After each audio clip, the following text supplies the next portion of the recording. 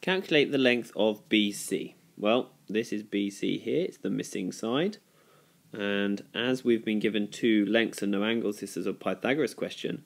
And as we know, the longest side here, 13, is a short side we need to work out. So it's a take away Pythagoras question. Well, if we start writing out Pythagoras' theorem in this case, we're going to get b squared is equal to the longest side squared minus the other short side squared.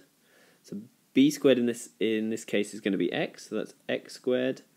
C squared is the longest side, that's 13 squared, minus the short side, 5.